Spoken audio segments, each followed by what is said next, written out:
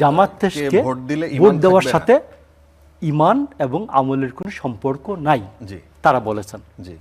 Doctor আল্লামা Shafiq, doctor আল্লামা Taher, doctor আল্লামা মিয়া পড়ুয়ার, বিখ্যাত বিখ্যাত আলেম। তারপর ডাক্তার পিনাকি ভট্টাচার্য আল্লামা। তো এই যে চারজনের নাম বললাম, আর ওইদিকে চারজনের নাম বললাম, মুসলমানরা কাকে অনুসরণ করবে? ইসলামের উপর পড়াশোনায় একেবারেই প্রাজ্ঞ এবং মান্যতা পাওয়ার মতো যোগ্যতা রাখেন। একজনের নাম হচ্ছে মুহিবুল্লাহ বাবু নগরী, একজনের নাম হচ্ছে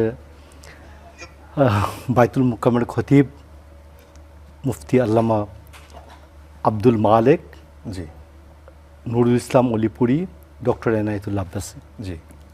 এরা প্রত্যেকে বলেছেন যে ইসলামের নামে জামায়াত ইসলামকে ভোট দিলে ইমান থাকবে না।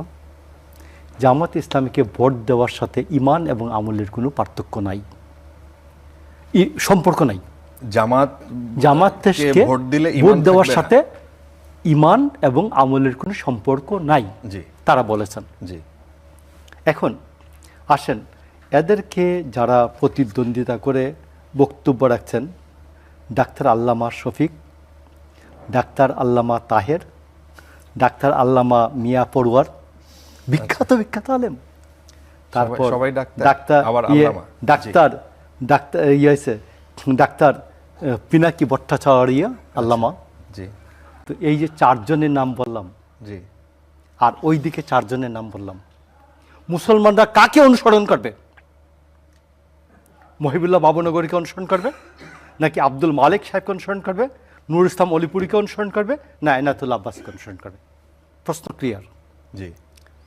তারা বলেছেন জামাত ইসলামের নামে ভোট চাইতে পারে না, তারা ইসলামের, আমরা যে ওনারা যে ইসলাম বিশ্বাস করে, নেতাদেরকেও বিভিন্ন জায়গায় ইসলামের নামে ভোট চাইতে দেখা গেছে, এবং তারা এই কথাও বলেছে ঠিক একই টাইপের কথা, যে ধানের শীষে ভোট দিলে আপনি জান্নাত পাবেন। আমি মনে করি যে দেখুন, বিএনপি বাংলাদেশ জাতীয়তাবাদী দল, তো বাংলাদেশ জাতীয়তাবাদী দল এটা কোনো জাতীয়তাবাদী ইসলামী দল না, জাতীয়তাবাদী ইসলামী দল না।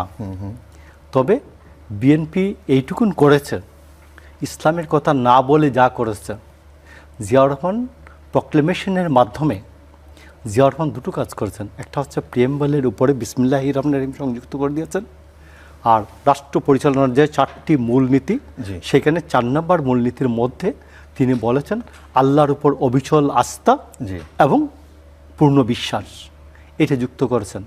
গত 54 বছরে বা 77 বছরে এই পর্যন্ত কেউ এই কাজটা করতে পারেন নাই। আমি আপনাকে বলছি। তো এই জন্য আমি আপনাকে বলছি, তবে আমি মনে করি যে প্রত্যেককে এইসব বিষয়ে ধর্মীয় কার্ড না খেলে বরঞ্চ নিজ নিজ যোগ্যতা, নিজের দলের যে উন্নয়ন কর্মসূচি আছে, এই যে ফ্যামিলি কার্ড আছে, হেলথ কার্ড, স্বাস্থ্য কার্ড আছে, কৃষি কার্ড আছে, এইসব কৃষকের যে ভাগ্যের পরিবর্তন করতে চাই, মানুষের স্বাস্থ্যগত যে সুবিধাটা আমরা দিতে চাই, ফ্যামিলি কার্ডের মাধ্যমে মহিলাদের যে ভাগ্য পরিবর্তনের জন্য তাদেরকে স্বাবলম্বী করতে চাই, তাদেরকে কর্মক্ষম করে তুলতে চাই, আমরা এই বিষয়গুলোতে আমি জোর দেওয়ার পক্ষে। এবং আমি আপনাকে বলি, জিয়াউর রহমান যে 1977 সালে যেভাবে বাংলাদেশের কৃষি বিপ্লবের নামে নতুন ইরিদান সূচনা করেছিলেন, এবং হাওড়ে গ্রামে গ্রামে যে নতুন কৃষকের মধ্যে প্রাণ ফিরে আসছিল, এই কথাগুলি মনে করিয়ে দেওয়া দরকার।